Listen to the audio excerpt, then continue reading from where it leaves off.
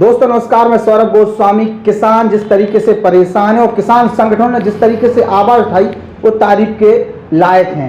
हमारे साथ हैं भारतीय किसान यूनियन लोक शक्ति के जिलाध्यक्ष सुनील शर्मा जी। ये लगातार सक्रिय रहे हैं, इन्होंने लगातार ज्ञापनबाजी की है, विरोध किया है, अधिकारियों को संज्ञान में लाए हैं। उसके बाद आज जो स्थितियां थोड़ी सी सुधरती हुई हम लोग महसूस कर रहे हैं, केवल महसूस ही कर रहे हैं, सुधरी नहीं है। और उन स्थितियों के बीच में सुनील शर्मा जी से जानना चाहेंगे कि किस तरीके से साल दर साल किसानों की समस्याएं बढ़ती जा रही हैं, महंगाई अलग परेशान कर रही, और खाद की जो ओवर रेटिंग का खेल आरंभ हो जाता है जब बोनी का समय आता है, उसको लेकर किसान क्या सोचते हैं और शर्मा जी के पास किस तरीके की समस्याएं आती हैं। शर्मा जी, स्वागत है आपका। नमस्कार गोस्वामी जी। क्या है, क्या स्थितियां हैं इस समय ललितपुर में?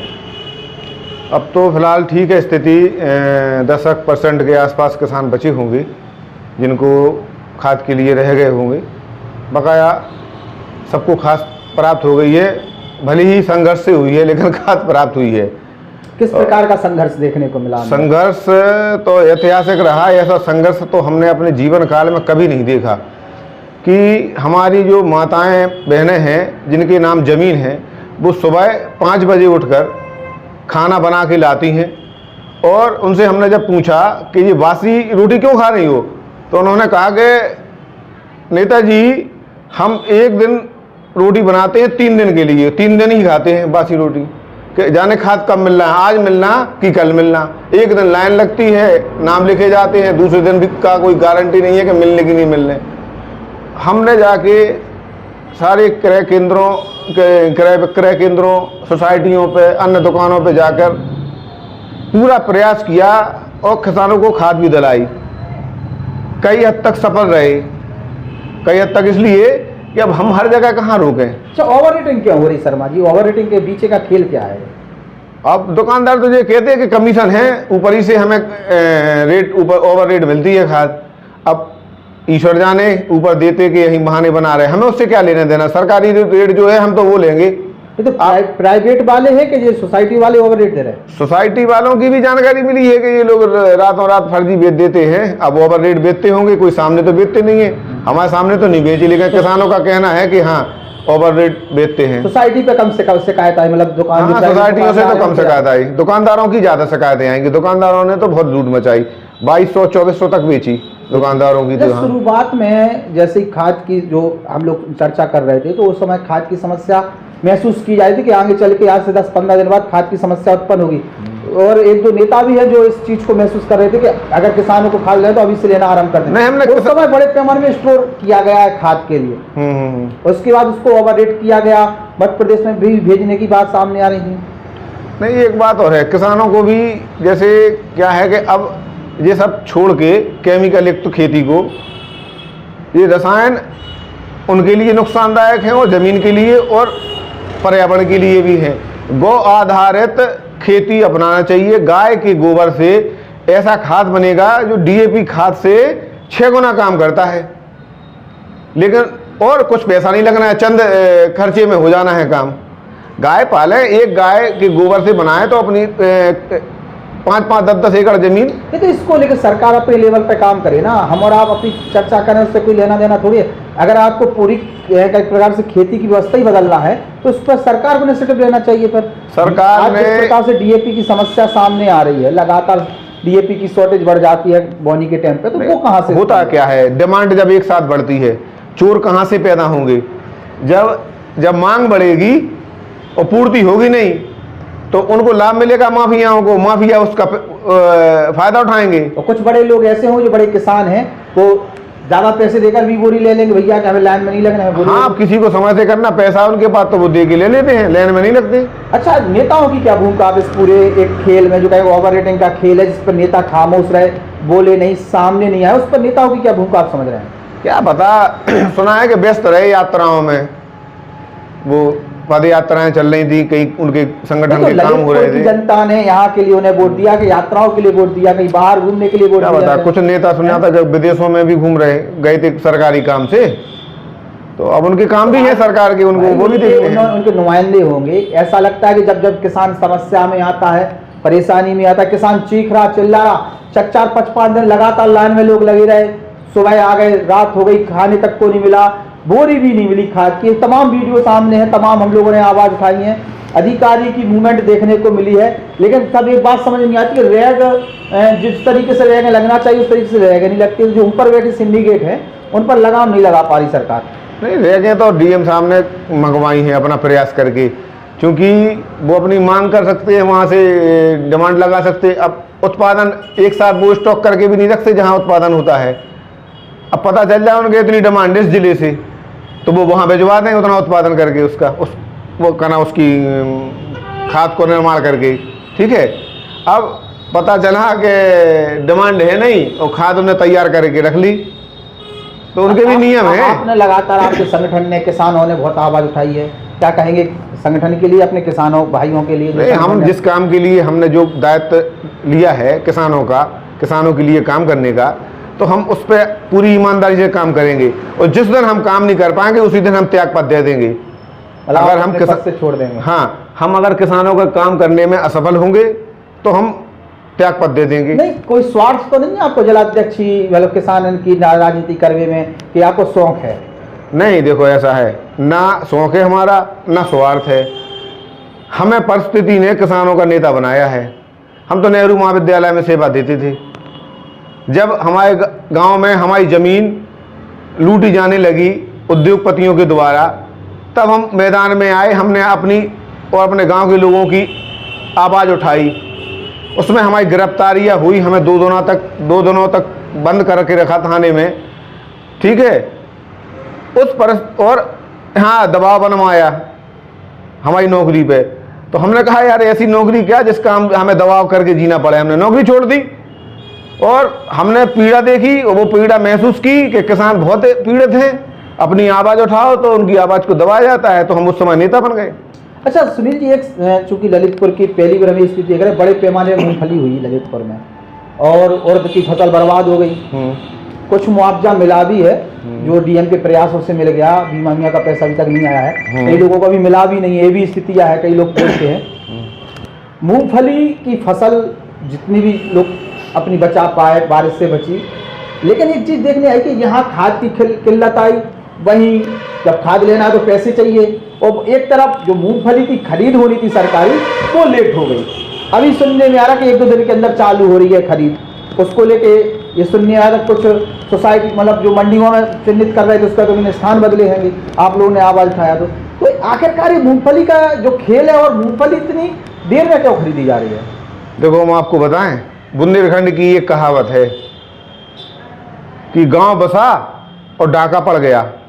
आज से खरीद शुरू हो गई मूंगफली की। जी जी। और मड़ावरा की एक सोसाइटी है जी, कोई काशी नाम से है, उस सोसाइटी में आज ही खरीद हुई। रातों रात हो गई कि पहले से तैयारी थी कि उनके पास स्टॉक था और उनके शिक्षार कट गए और लोड होके यहाँ आ गए, मंडी में गए वेयर हाउस में रखने के लिए। कैसे संभव है? मतलब आज ही आप जो कह रहे हैं कि खरीदारी आरंभ होनी थी, तो आज ही उनकी मूंगफली खरीदी भी गई, तुल भी गई, वजन भी हो गया, वहां से ट्रक लोड हो गए, यहाँ जो वेयर हाउस बनाएगा वहां तक आ गए, सब शिक्षार कट गई, तो रजिस्टर मेंटेन हो गए, मैंने कागजों की जो खाना पूर्ति है वो सब हो गई इतने कम समय में। मतलब पहला दिन था तो प्रारंभ होने में भी टाइम लगता है। तो प्रारंभ तो ठीक है, जिस समय प्रारंभ होना होगा उस समय तो ट्रक आके यहाँ मंडी में खड़े हो गए, ललितपुर की गल्ला मंडी में। कैसे संभव? कुछ हुई ऐसे ही जानकारी यहाँ से मिली हमें, क्या नाम, थनवारा से। और कई जगह के कांटे चालू नहीं है, जिनके नाम और नंबर दिए गए उनके नंबर नहीं लग रहे। और कई जगह जाखलोन वगैरह हैं या बर्धा वगैरह आसपास के, जहाँ कोई किसानों के फोन आ रहे हैं, यहाँ कोई कांटा नहीं है। आया और वो हमसे कह रहे थे कि भैया अगर हमें वहाँ बेचना है तो हमें 500 रुपये कमीशन देना पड़ेगा, जब हमारा बड़ी मुश्किल से बिक पाएगी वो। ऐसी भी बातें हैं। किसान की भी गलती है, देते हैं वो खुद, उनको रोको तो कहते वो तो लगते ही हैं। किसान भी बात नहीं मानता। और जो मूंगफली बिक रही है तो किसानों के प्रपत्र पे बिक रही, हम जागरूक कर रहे, फिर क्यों जाते अपने प्रपत्र देने? ऐसी क्या मजबूरी है कि व्यापारियों को तुम अपने प्रपत्र दे रहे हो, उनके ऊपर मंगा रहे हो, और पैसा जब खाते में आना है तो अपने कागजात क्यों देते हो उन्हें? हाँ, कहीं ना कहीं कुछ लोगों चोरी करने का किसान ही किसान का दुश्मन है, सही कहें तो। किसान ही उन किसानों का दुश्मन है जिनकी जो पैदावार करके मूंगफली रखी है, उनकी बिकने में परेशानी होगी। व्यापारियों का बिकना शुरू हो गया और लोडिंग होना, अनलोडिंग सब हो रहा है उनका काम। लेकिन ऐसे क्रय केंद्र खोले गए हैं, क्या आप ये आशा करते हैं सुनील जी कि आम किसानों की भी मूंगफली वहां पर बिकेगी? किसान का बची कहाँ है? 10% किसानों के पास होगी अधिकतम। जो रखे हो, चूंकि अमूमन आधे से ज्यादा मूंगफली तो वो बेच चुके हैं। अरे 90% बिक गई। 90% किसानों की मूंगफली बिक चुकी है। किसान के पास मूंगफली है नहीं। अब ये मूंगफली कहाँ से है, किसके नाम से? कुछ किसान के यहाँ जो उनके हो सकता है उनके यहाँ स्टॉक करा रहे हो, व्यापारी या रख के बेच रहे हो, जब पूरे जिले में उड़द की फसल थी अधिकतम, ठीक, फिर मूंगफली कहाँ से आ रही? 121 करोड़ सरकार ने भेजे, राहत राशि के वितरित हुए, फिर इतने बड़े उसमें उड़द की फसल। ऐसा ना हो कि जिनने मूंगफली गई नहीं वो उड़द का मुआवजा ले गए हों, ऐसा भी हो सकता है ना। इस प्रकार से रिपोर्टें गलत लगी हो तो अब ये चेक करना चाहिए कि इनकी मूंगफली है कि नहीं है। तो सत्यापन कराएं लेखपाल से सत्यापन करा के ही करा के। अंत में क्यों नहीं करा रहे सत्यापन? हमने ज्ञापन दिया है कि सत्यापन करा के। एक चीज और सुनील जी, जो सवाल था, क्या जानबूझ के क्रय केंद्रों को लेट किया गया? जानबूझ के मूंगफली की जो खरीदारी है उसको लेट किया गया? जो भी हो, जो इतना जो विलम्ब है ये किसान हित में बिल्कुल नहीं है। मतलब डायरेक्ट आरोप नहीं लगाएंगे आप किसी पे, ना कहें ये किसान के हित में नहीं है। इतना विलम्ब होना ये किसान के हित में नहीं अच्छा, है। बहुत विलम्ब हुआ। नेताओं की क्या भूमिका रही? अपने यहाँ के जो चुने हुए जनप्रतिनिधि हैं वो जन समस्याओं में क्या खड़े नजर आते हैं आप लोगों के साथ? अब आते हैं, अब वो उनका अपना है काम, वो अपने तरीके से करते हैं, हम अपने तरीके से करते। अच्छा, सरकार की स्थिति, चूंकि जिस प्रकार से किसान परेशान हुए, लगातार सरकार की छवि खराब हो रही, नेता नजारत रहे हैं, ये भी स्पष्ट हो। ललितपुर में एक ट्रेंड सा चल गया है कि जब भी जन समस्या कोई खड़ी हो नेताजी नहीं आएंगे सामने। अगर आपको नेताजी से मिलना है तो शादी ब्याह पंक्तों में आप जाइए तो वो मिल जाएंगे।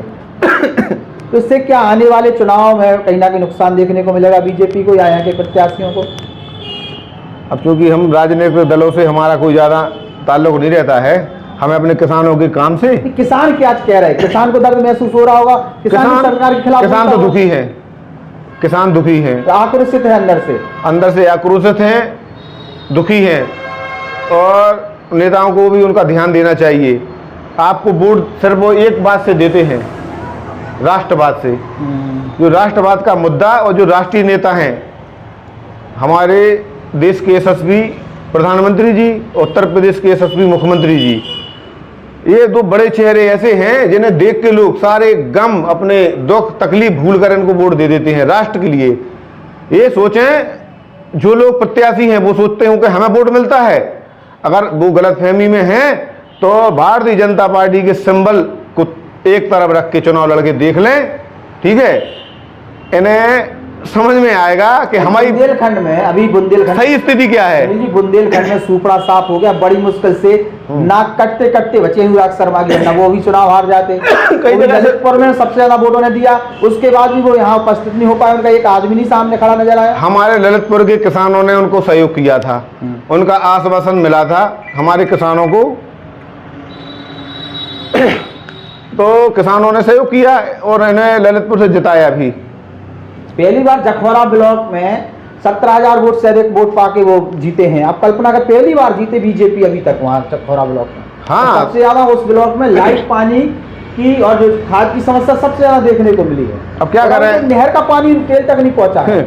उन जैसे और राजनेता वादे करते हैं और जनता किसान विश्वास करता है, उसी तरह हमारे किसानों ने भी विश्वास किया, हमने भी विश्वास किया कि किसानों की मदद करेंगे, सहयोग करेंगे। अब उनकी क्या परिस्थिति रही कि वो उस समय मौजूद नहीं रहे। सुनने में आया था कहीं विदेश यात्रा पे, विदेश के बाद आ जाते, हाँ, अपनी अपनी टीम लगा देते। अब और भी काम है उनके, बड़े लोग हैं, बड़े लोग हैं, और भी उन्हें काम, खेती बाड़ी से मतलब नहीं है, मतलब कुल मिलाकर। हाँ, उनका और भी काम है। अच्छा, प्रशासन की क्या भूमिका रही, डीएम की क्या भूमिका रही सुनील जी आखिरी में? नहीं, जिलाधिकारी महोदय ने तो काफी प्रयास किया और लगे भी रहे वो, लेकिन है कि ऐसी दिखावा करते रहे पार्टी आप लोगों से संवाद कहीं ना कहीं बना के रखे कि नहीं रखे? नहीं, बने के रहे हैं और समय समय पे जैसे सूचित किया उनको, कहीं गड़बड़ी हुई तो उन्होंने अधिकारियों को भेजा, लगाया, कार्रवाई करवाई। अच्छा, हमने एक चीज और आई थी सामने, आखिरी में खत्म करेंगे इसका, कि जो सोसाइटियों के अलावा जो प्राइवेट में खाद दिया गया, उन्होंने ओवर रेटिंग की बात, मतलब वहाँ ओवर रेटिंग हुई है, लेकिन डीएम ने एक निर्णय लिया कि अब सोसाइटी से ही खाद जाएगा। तो सोसाइटी पे जिसकी थोड़ी बड़ी सेटिंग हुई वो गया, ओवर रेटिंग नहीं की। हाँ कम हो पाई ओवर रेटिंग, जिसकी अब जो भी हो सुनने में आया कि रात बरात जिसको दे सके 10-20 बोरी। रात में भी पुलिस ने पकड़ा, बहुत सारी जगह चेकिंग, बहुत सी जगह हुआ है कार्रवाई। भर के नहीं निकल सकते, सोसाइटियों पे नहीं हो पाई जी। हमारे संगठन ने ही मांग की थी किसान दिवस की मीटिंग में कि साहब प्राइवेट दुकानदार ज़्यादा ओवर रेटिंग कर रहे हैं, इसलिए सोसाइटियों पर ही भेजा जाए जो क्रय विक्रय केंद्र हैं। तो डीएम साहब ने वो हमारी बात मानी, सारे किसानों की मानी, सारे संगठनों की बात मानी, अपने किसान संगठन की भी बात मानी। प्राथमिकता से अपने किसान संगठन ने अपने लेटर पैड पे लिख के भी दिया था, तो उन्होंने किया। अच्छा, लाइट कितनी आ रही है आपके किसान साथी कहते होंगे, चूंकि मुख्यमंत्री ने कनेक्शन तो फ्री कर दिए एक प्रकार से, कोई बिल नहीं लगना, लाइट फ्री हो गई, लेकिन लाइट आ रही कि नहीं आ रही सुनील जी? लाइट आएगी दिन में तो एक फेस गायब रहेगा, ठीक है, रात में पूरी लाइट गायब रहेगी। मतलब हमें तो ये समझ में आ रहा है कि पूरे 24 घंटा में 4 घंटे लाइट मुश्किल से आ रही। अधिकारियों को फोन लगाओ तो उठाएंगे नहीं, उठाएंगे तो सही से बात नहीं करेंगे, ठीक। इसको लेके संगठन आवाज उठाएगा, जो समस्या है खासतौर से जो खेतों पर लाइट देना है उसको लेके? उठाएगा नहीं, उठाए रहे बात। हर किसान दिवस में हर हफ्ते 15 दिन में लाइट के संबंध में ज्ञापन दे रहे, उनसे बात कर रहे कि भैया किसान को लाइट दे दो, नहीं दे रहे। एक किसान का कनेक्शन है। नहीं तो हम यही कहना चाहते हैं कि जैसे आप लोग आवाज उठा रहे, अधिकारी से कह रहे, लेकिन सुनवाई नहीं हो रही, तो ऊपर लेवल पर जो बैठे हैं, चाहे जो चुने हुए जनप्रतिनिधि हैं, जो सरकार के एक प्रकार से पैरवी करते हैं, वो कहाँ हैं? आखिरकार जो कृषि मंत्री हैं उनकी भूमिका कहाँ पर है? कृषि मंत्री का तो कोई कहें कि अब तो चर्चा ही नहीं होती है, बिल्कुल आदमी सो चल रहा, केवल के मुख्यमंत्री ने जो कह दिया वही है, और मुख्यमंत्री तक यार कोई पहुंच नहीं पा रहा, यार यहाँ की समस्या मुख्यमंत्री तक नहीं पहुंच पा रही। वो क्या है कि हमें ऐसी लगता है कि मुख्यमंत्री जी तक यहाँ की समस्या नहीं पहुँच पा रही, क्योंकि जहाँ तक हम परिचित हैं माननीय मुख्यमंत्री जी से, बहुत ईमानदार मुख्यमंत्री है। ईमानदारी अकेले ईमानदारी से अचार ढोली डाले जाए, ईमानदारी के संग संग नेचे भी तो ईमानदारी देखवे, अब पर ईमानदार नेचे इतना भ्रष्टाचार, इसकी कोई हद नहीं। अच्छा, उन्हें और लोगों के साथ साथ अपने जनप्रतिनिधियों पर भी विश्वास भरोसा करना चाहिए। यहाँ थोड़ी सी कमी है, यहाँ थोड़ी कमी है।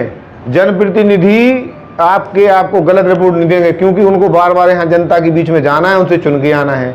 जब उनको शक्ति प्राप्त नहीं होगी और उन पर भरोसा नहीं किया जाएगा, उनको नहीं सुना जाएगा, तो वो किसको बताएंगे? वही तो आपके कान आँख हैं। जनप्रतिनिधि को यहाँ इन्हें शक्ति संपन्न करना चाहिए। मतलब जो संगठन के पास समस्या आ रही, जो आम जनता नेताओं से कह रही, उसको ऊपर लेवल पर कहीं से सुना जाए। हम तो ये कहते हैं कि वो सभी तरह के जनप्रतिनिधि, चाहे वो किसान संगठनों के हो, चाहे उनके चुने हुए जनप्रतिनिधि हो, उनको उन्हें सुनना चाहिए। वो सही रिपोर्ट देंगे, वो बिल्कुल गलत नहीं बताएंगे। और आप अगर प्रशासन के भरोसे रहेंगे, प्रशासन में कुछ लोग ईमानदार हो सकते हैं, सभी नहीं हो सकते हैं। जैसे जिलाधिकारी महोदय काम करते हैं, ईमानदार हैं, अब वो भी कहाँ देखें, उनका भी मुख्यमंत्री की तरह ही है। कहीं से जानकारी मिली तो उनको पता चलेगा, जो उन तक पहुँच जाता है मामला, उसका समाधान हो जाता है। हमारे हिसाब से अभी तक अधिकतर मामलों में जी जिलाधिकारी महोदय ने निस्तारण किया है। एक आध मामले हैं ऐसे जिन पे नहीं कर सके, या चूँकि चकबंदी में भी लोग बहुत परेशान हैं। चकबंदी में लूट मची है। जिस गांव में चकबंदी आ जाती है तो उस गांव के किसान को वह जमीन, ये समझ लो कि मोल पड़ती है, मोल यानी पैसे से खरीदी हुई, इतना पैसा देना पड़ता है। चकबंदी जो तो करता है, इनकी अगर जांच करा ली जाए आर्थिक, तो लाखों में नहीं, करोड़ों अरबों में इनकी संपत्तियां हैं, नामी और बेनामी। इतना पैसा इन लोगों ने वहाँ से उगाया है। एक हिसाब से कहें कि लूट की है किसान को मजबूर करके। इसका चक्कर उधर, उसका चक्कर उधर, जिसने पैसा दिया जहाँ चाहे जहाँ करा लो उनसे। सुनील जी, हम फिर वही कहेंगे, जो आपने कहा सही है, लेकिन इसका समाधान क्या हो सकता है? इन समस्याओं का समाधान पब्लिक डोमेन से जो जा रहा वो अधिकारी के पास जा रहा। जो जनप्रतिनिधि हैं, जो नेता हैं, वो बड़े पैमाने पर कार्रवाई करा सकते हैं। तब जब मुख्यमंत्री महोदय के पास वो पहुंचे, वहाँ एक सब बातें रखें कि सर हमारे यहाँ चकबंदी में इस प्रकार की लूट मची है, यहाँ पर बड़े पैमाने पर छापे होने चाहिए, टैक्स के छापे होने चाहिए, जो भी और तमाम एजेंसियां उनके छापे होने चाहिए। तो यहाँ कहीं ना कहीं संवाद की कमी नजर नहीं आ रही है। अब क्या जाने राजनीति के अंदर की बातें, हम तो परिस्थिति के नेता हैं, कोई हम ना तो पैतृक हैं, हम तो गरीब मजदूर किसानों के बेटा हैं। थोड़े से पढ़ लिख गए थे तो नेहरू महाविद्यालय में सेवाएं देने लगे थे, तो वो भी पावर प्लांट के लोगों ने दबाव बना के छनवा ली और जबरन हमें नेता बना दिया। ना हमें कोई शौक था नेता बनने तो का। नेता हो आप? हाँ, आज नेता हैं, लेकिन ऐसे नेता हैं जैसे बिना विष का सांप, फुसकार तो मार दे लेकिन उसका कोई असर नहीं है। असर नहीं है इस सरकार में, असर नहीं है कि असर नहीं है?